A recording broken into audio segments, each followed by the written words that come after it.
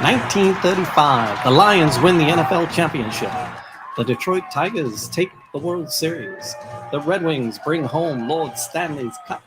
Joe Louis begins his rise to world domination. This transforms the Motor City into Detroit, City of Champions. Anchors away. Here we go. It's Detroit, City of Champions. I'm Jamie Flanagan. Charles Avison. And it is the story of 1935 and all things that led up to it. The amazing year.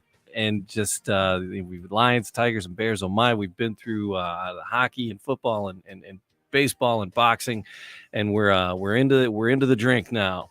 We're into the drink. When people say that more ways than one. People say that about me. It's usually something different. Yeah.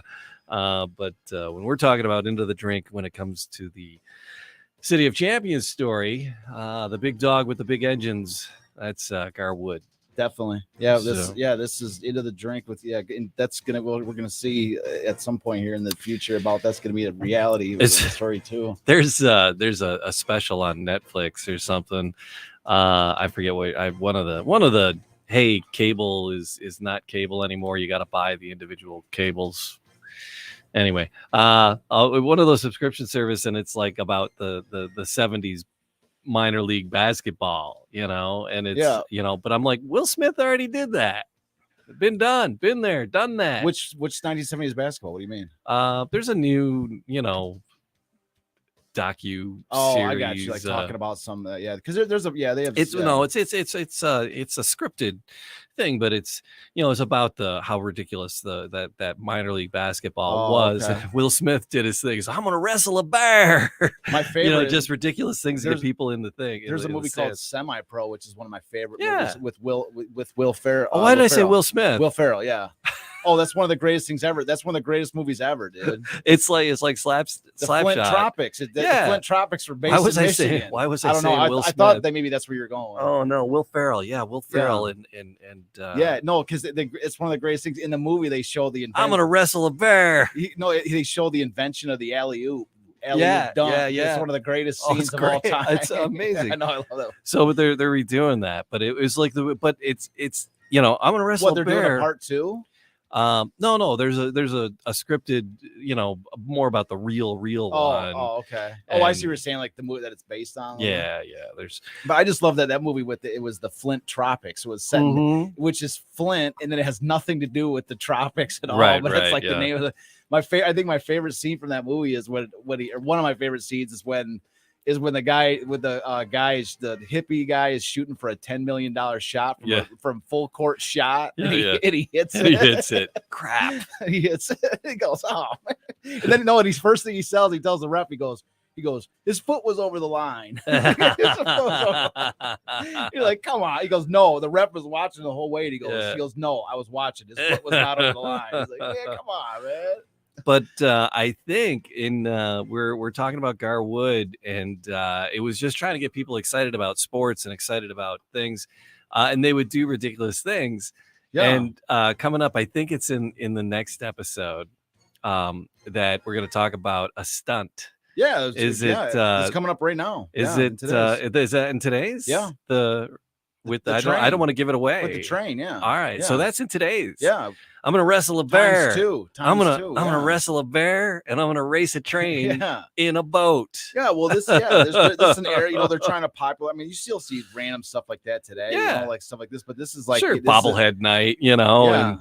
Yeah. So we'll get right into it. So it's the Gar Wood story, and Chris Kraft making the boats, and then he was on his way, and Gar is just still doing it, right? Yeah, well, Chris Smith, we let off really the first couple shows of Gar Wood talking about how Chris Smith, born and raised Algonac, it's kind of the godfather, totally the godfather of speedboat racing. And so that's why it's really necessary to talk about him because just to show the influence of of this entire story of this era. It's not just Gar Wood. You have Chris Smith that's massively involved in it too, and one of the things that we showed was that Chris Smith had these rising and falling fortunes. He at first he was like just trying to make some money. He got commissioned to do a speedboat for a guy in New York, and then the Miss Detroit Powerboat Society was built, and then they commissioned him to build the Miss Detroit to race on the Detroit River and that.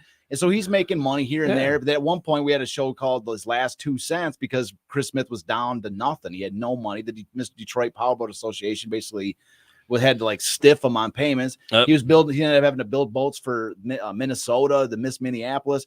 But then once Gar Wood stepped in the picture and was basically sparing no expense for the development of the best fastest, most powerful boats, then he finally had a steady financial backer. And so for several years, he was the one that was building, helping Gar Wood build these boats, the hull design and all this. And he got to the point, and this is really where it kind of takes us up into today's show. It got to the point in 1920 where he wanted one more big payday because he wanted to start his own company. Yeah. Instead of just building speedboats for Gar Wood, he wanted to do his own craft. He wanted to do pleasure boats and other boats, just other types of boats. He didn't want to just be Gar Wood's speedboat builder. Okay. And so what he ended up doing was building a boat for a Chicago yacht club. And then it was called the Miss Chicago, and the Miss Chicago, of course, challenged Gar Wood in the 1920 Harmsworth Trophy, which was his first title defense of the Harmsworth. Yeah. And so Gar Wood's the Miss America. I forgot which one it was. The Miss America 2 or 3 beat that Miss Chicago. Where did I have it? I guess I put myself out without even knowing that.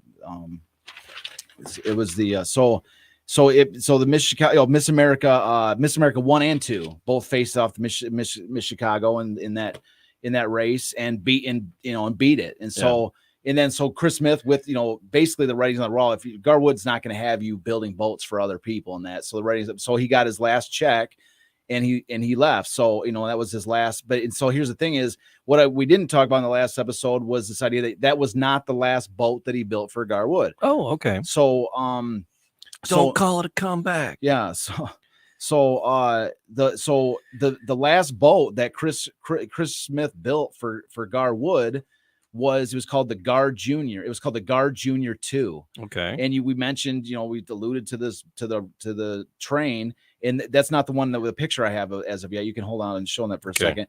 But the last boat that Chris Smith built for Gar Wood was called the Gar Junior 2, and it was an express cruiser which Gar Wood used in a race Gar Wood raced a train called the Havana Special. Okay. This one was from Miami to New York. Wow. 1,260 miles they raced up the coast. And Gar Wood, that boat that Chris Smith built for Gar, won the race by 21 minutes. Wow! So they raced, yeah. And so that was the last boat. So I feel like saying the game is afoot. Yeah. So that was So 1921 is where it was when that race took place. Okay. And so there's several sort of just to kind of itemize where we're at, sort of in the story. So 1921. So we talked about on the last show. That how they changed the rules in the Gold Cup to prevent, so that it wasn't unlimited boat design anymore. Okay, it was unlimited, and then they changed it so that it was limited because Gar was just winning everything with these crazy boat designs. Right, and so they wanted to encourage other rich people to get in that had that basically could buy from Chris Smith and then have like 10 boats that are fairly similar, and they all just race and see who's the best maneuverability and stuff. Yeah. So they had so they could open it up to a bigger any given Sunday. Yes. And so it wasn't just hydroplanes, which is what Gar Wood was into, was like they call them displacement boats, where it's just a basic hull instead of having the step and everything like this. So 1921 was Gar Wood's last Gold Cup. Okay. So 1921 was, again, we mentioned the last Chris Craft boat that Chris Smith built for him, and that was the Gar Junior 2. All right. And then 1921, Gar Wood set the world record for speed on water at 80.567 miles per hour. So they're going 80 miles an hour now. Wow. 80 miles an hour. And it's been 20 years since they were going 10 miles an hour, and look how now they're at 80. And so in 1921 is also going to be Gar Wood's last Harmsworth race for a while. This is because he's become, this is where we actually mentioned this in the last show. Gar Wood is becoming so dominant at this point with 5 total Gold Cups, and they race they changed the rules of the race to prevent him from even being part of it. Right. And again, we talked about this, we just mentioned it here and we mentioned the last show. As bad as it sounds like, oh, they totally jobbed Gar Wood and not letting him do the being part of the race anymore. It has like a negative connotation. But if you go back to that time, they wanted to encourage way more things to happen besides just Gar Wood dominating every single race. So Gar, you made your point. You're the best racer in the world. Okay. You got to go do something. Or you can race in these races. You just got to have a limited engine. And he's like, I'm not doing that. I want to have unlimited.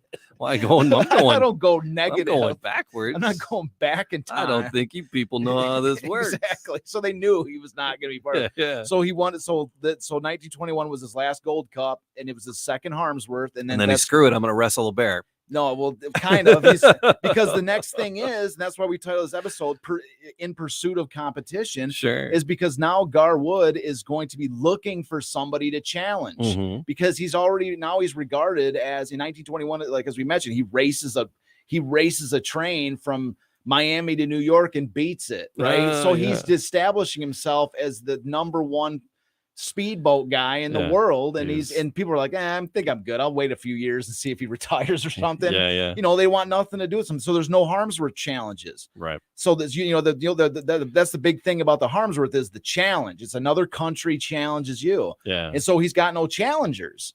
And so he doesn't want to go back and reduce his speed for the Gold Cup, and he can't go forward and race nobody for the Harmsworth. So he's kind of in limbo at this moment. So to sort of compensate for this, because he wants some kind of a challenge. So what he does is that he starts his own races called the International Sweepstakes. Okay. In 1920, and so he starts it out in 1922, but the first race in 1923. And so he issued, and it was inspired by the Indianapolis 500, in which the idea was there's 3 laps of 50 miles. Okay. So it was a 150-mile race, and then there was a cash prize of $25,000, which of course is a huge amount of money in that time. So and of course Gar Wood wins the first 2 races, like he wins his own race and collects his own 25. You better win them. Yeah. So so that takes us up into 1925. I'll mention 1924 real quick. So I got a little quote here, which is cool to go along with the photo that I gave you to put up. So there was this is out of Speedboat Kings, and I brought my copy in today to show the cover, because the cover of the book is the photo that we're showing on the screen. All right, we'll bring that up. In that photo, it's like one of the greatest photos ever, because it's got Gar Wood and Orland Johnson, who's his mechanic. They're both dressed in tuxedos for this race. Okay. And so that's on the cover of the book. And so I've got a quote for why they're dressed in tuxedos, and it's a phenomenal little story. And this happens. All right. And this happens in 1924. So I'll let the J. Lee Barrett tell you why they're dressed in tuxes here. So someone told Wood that his boats were not gentlemen runabouts. No gentleman would ever ride in one of those boats, was the remark. Wood went back to Algonac and built 5 boats before he had one that qualified. Finally, in 1924, he took his baby Gar 4, powered by the restricted Liberty engine, to Buffalo for the Fisher Allison Trophy race. Dinning his ears was that fatal remark about gentlemen's runabouts. He and Orland Johnson, his mechanic, appeared at the judge's stand in full formal evening dress, sitting in the cockpit of their boat. Silk hats, swallowtails, white gloves, patent leather shoes, everything for formal wear. Even the 2 teddy bears were in evening dress. They won the race. Wood and Johnson climbed out of their boat as dry, as clean, as completely ready for a formal affair as they had been at the starting gun. Why, this is a gentleman's boat, Wood said. Milady may ride in it clad in a snow-white outfit without danger of a spot of oil or grease. So they dressed in a tuxes to win this race. Stepped out like it was just another regular. They won the race and stepped out ready to go to a formal. Even the teddy bears were dressed in tuxes. I thought it was just awesome. Like, this just shows you this person. These people are characters. This is the page-turning stuff of their day. Oh man, that's great. I thought he was like, when I saw this picture, I thought it was like maybe some dignitary or something he was taking for a ride. Yeah, exactly. Like he's like, him and the mechanic. He's like in a ticker tape parade or something. Like he just won something big, and they're like in the back of a car or something. That's what I'm saying. Like they won the race and stepped out as though they were ready for, like, he's like, "Milady can wear a white dress without fear of oil or grease." It's just a great little story. And I love how J. Lee Barrett puts that on the cover of how they put that on the cover, right. On the cover of the book. So yeah, that's amazing. So anyways, so I actually have the picture, which is All what right. we have up on screen for people to see. And if you can't see, if you're just listening to it, you get the kind of picture in your mind. It's got Gar Wood and Orland Johnson. They're both wearing tuxes. Gar's got a top hat that he's waving up in the air, and Orland Johnson's got a little, like, what do we call it, a sailor's hat, with a brim, like a baseball cap. So anyways, great photo. That was in 1924. And then in 1925, he races a train again. Oh my gosh. So this one I actually have the article for, because it kind of goes into, it kind of gives a little bit of a idea what's going on at the time. This is not from J. Lee Barrett. This is from a magazine. We have the photo from the magazine. I'm actually reading the magazine article, but so this little quote comes from August 1925, and it's from Popular Science Monthly. And so it's by the articles called The Motorboat Victor and Race with Express Aims at 100-Mile Goal by Ellsworth Bennett. So precisely at 8 minutes before 7 the other morning, the first section of the famous 20th Century Limited, one of the fastest trains in the world, rumbled across the New York Central Bridge at Albany, New York, for its daily trip down the Hudson River shore to New York City. 1 minute later, two high-powered motorboats, the Baby Gar 4 and the Baby Gar 5, flashed out from a float almost directly beneath the bridge, and in furrows of flying spray streaked down the river in pursuit. The shades of Robert Fulton and of Henry Hudson must have stood aghast at the dramatic contest that followed. On the shore, a streamer of smoke marked the swift passage of the 20th century over the rails, while out in the river, long ribbons of foam streamed back in the wake of the little speedboats as they leapt across the waters. And in the end, one of the motorboats won. After the Baby Gar 5 had broken down, the Baby Gar 4, with its owner, Gar Wood, at the helm, completed the 150-mile journey to New York, 18 miles, 24 minutes ahead of the express. It made the trip in 2 hours, 48 minutes, an average of 46.5 miles an hour. Some have said that it was no race at all, that the 20th century, starting from Albany, 39 minutes ahead of schedule, was compelled to loaf along the river, bound to a schedule of safe operation. However that may be, the fact remains that this encounter passes into history as an epic-making event. For by showing that it can leave behind one of the fastest trains on the rails, the power boat definitely has won a place beside the airplane and the automobile in the era of speed. Experts are predicting that the day is not far off when motorboats will travel 100 miles an hour. The present world record of 80 miles an hour is held by Miss America 2, one of Gar Wood's boats. Two of his boats have approached a 90-mile-an-hour speed unofficially. And now with the 100-mile goal in prospect, he has announced that he expects to build a boat with 2,500 horsepower, one that literally will fly across the water. Another sportsman who is aiming at the same goal as Alexander Johnson, a New York man who now is building the Yankee Doodle, a speedboat with 4 Liberty motors, giving it about 1,800 horsepower. So this is, so they're talking about, they're like, now the boat, unbelievably is in the same realm of speed as the airplane and the automobile. Right. This is that's what's kind of, this was so really cool about this is it's almost like a lot of times we just kind of, we see it and we don't really appreciate the era before it was there, before there was speed on water, before power boats or motorboat engines, like were anything. Like every single thing he did was like pushing the limits of the next step up, and the next step they're like 80 miles an hour. They just did they averaged 45, like it was nothing. And the next step, could they break 100? Like, oh my God, that's huge. So spoiler alert. Well, yeah, spoiler. You spoiler it by saying spoiler alert. Just by saying that, I never spoiled anything. You just spoiler alert just by saying that. I think he's gonna do it. Yeah. So yeah, we'll wait till you see what he gets to. It's that's another level. So, anyways, this is the kind of stuff he's doing. He's got this international sweepstakes, which he's winning, romping everybody. He's doing races in tuxedos, which he in the article before with his tuxes, he actually had to reduce the size boat just to so he could make a game of it and wear a tux. Now he's racing, he's racing his second train in 3 years or whatever, 4 years. And so so he's like this is why I started this thing, pursuit of competition, because he's like almost bored. He's like looking to do things and waiting for something to do. And so in 1925 comes the words that he's been looking for, which is a challenge. A challenge for the Harmsworth. And, yeah, and the challenge is issued by the French, and it's by a guy named Henry Esdras. And so they issued it through the French newspapers, like, I'm challenging Gar Wood for the Harmsworth. And so the rumors had come out that the Esdras had unofficially broken Wood's 80-mile-an-hour record over in France. It was unofficially. Nobody saw that he broke it, but the word is that he had. And so, as such, Gar Wood's men build 2 new boats for the race, the Miss America 3 and the Miss America 4. Mm-hmm. So they get ready with the 3 and Miss America 3 and 4. And so, shortly before coming to Detroit with his boat, that Esdras' boat catches fire and it is completely destroyed. So now in 1925, there's no Harmsworth again for the 4th straight year. And so 1926, Esdras issues another challenge once again. So come on. Yeah, we have another race. Pack a fire extinguisher this time. So at this time, this time his boat, it was called the Excelsior France. Excelsior reaches Detroit. Yeah, fancy name, super. It's got to be competitive. So it reaches. So as the boat, this time this boat actually gets to Detroit. Yeah, okay. And so Wood builds the Miss America 5.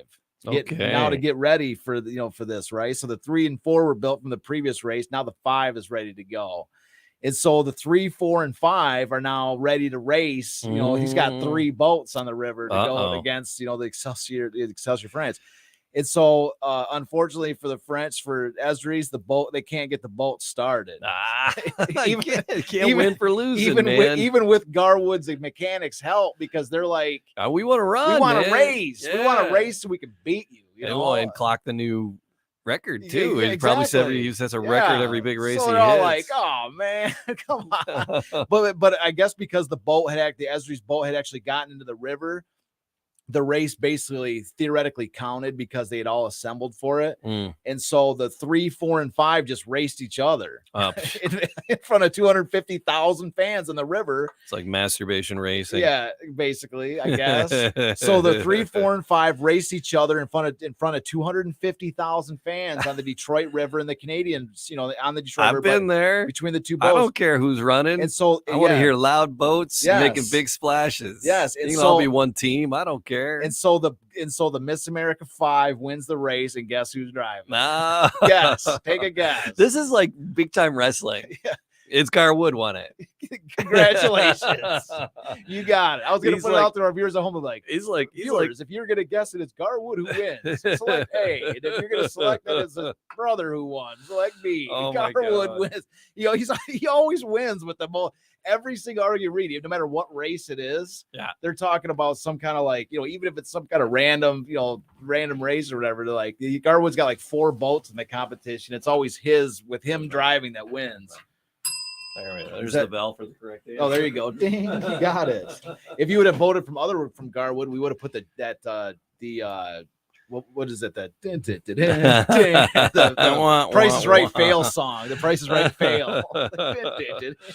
Oh man. So anyways, Gar Wood wins in the Miss America 5, but he beats his other 2 boats. Right. So just the French challenge is a total failure. But they got to see a race. They got to see Gar Wood's boats race.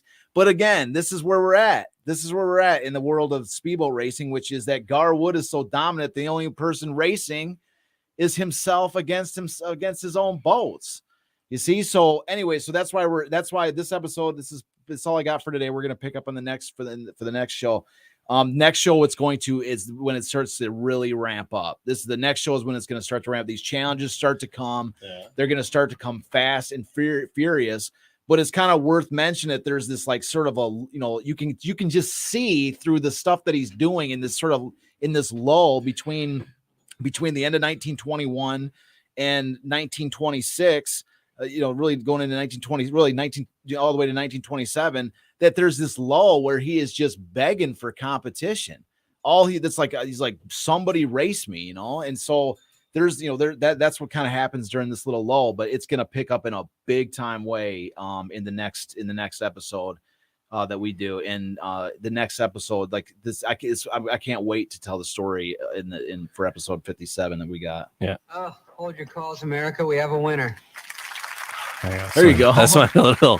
I got all these little winner and losers cards from when we would play the. You'll just wait. Did you hear anything I just said for the last bit?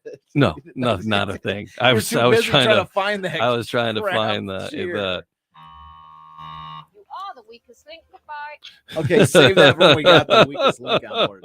Cue it up. Cue the Jeopardy fail or the Price Right fail song, just in case we ever need that. Cue that up I'm telling you. Here we go. There's drunk and stupid is no way to go through life, son. That's not the Price Right fail. No, that's my favorite fail though. No, the Price Right fail. Hit that. I don't have that one. Oh, come on, man. I got it somewhere. It's just that's the greatest fail song ever. Like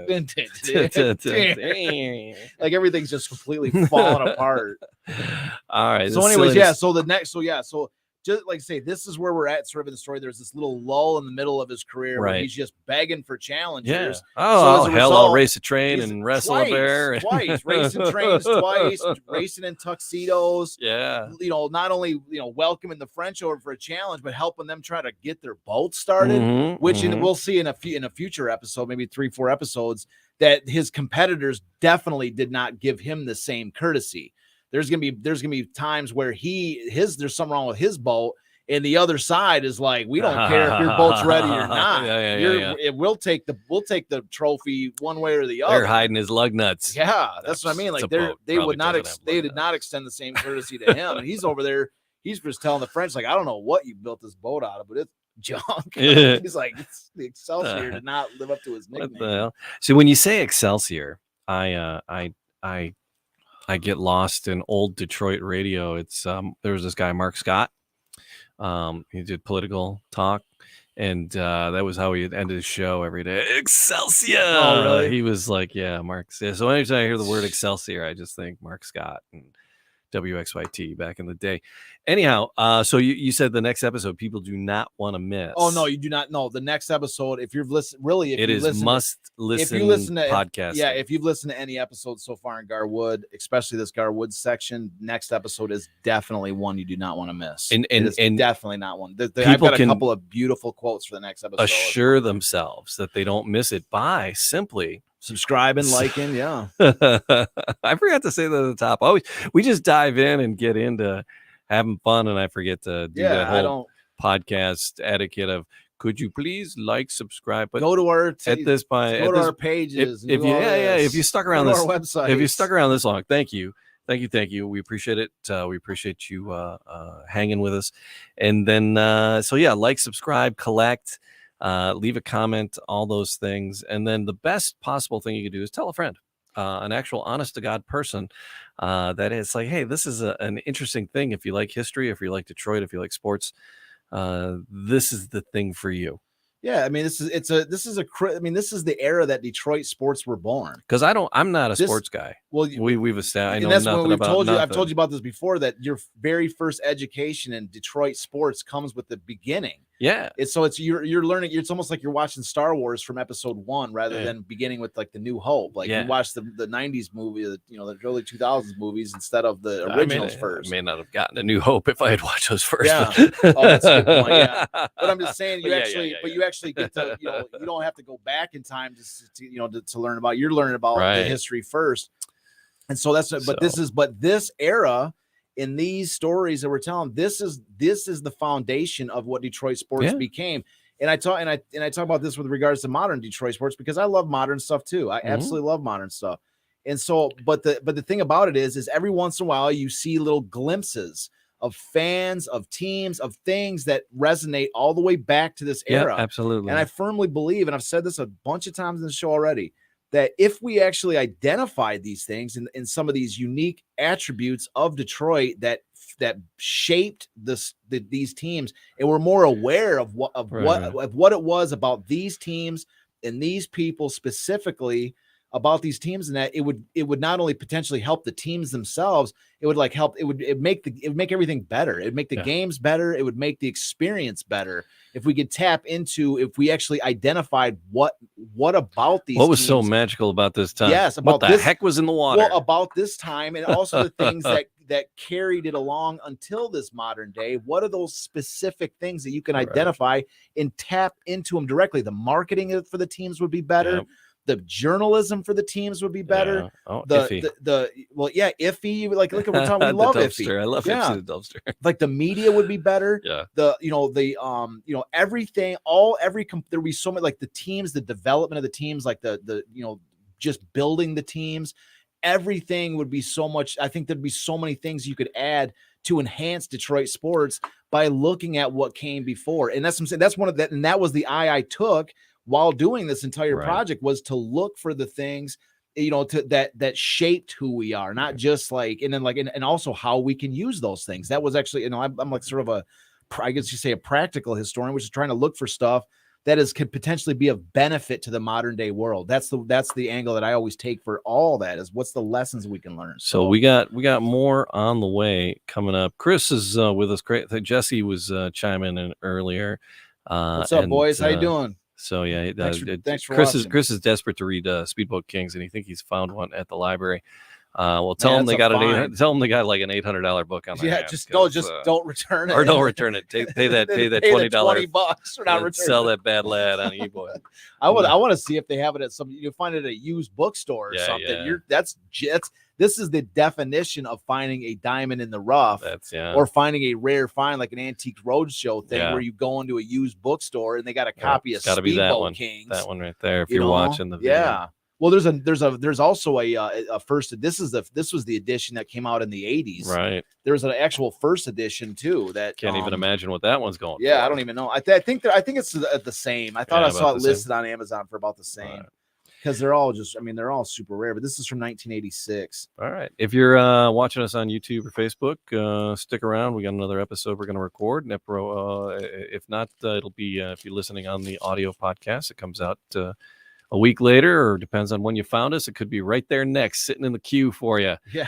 So thanks for listening. Like, subscribe, leave a comment, and it's DetroitCityofChampions.com, and we'll see you next time.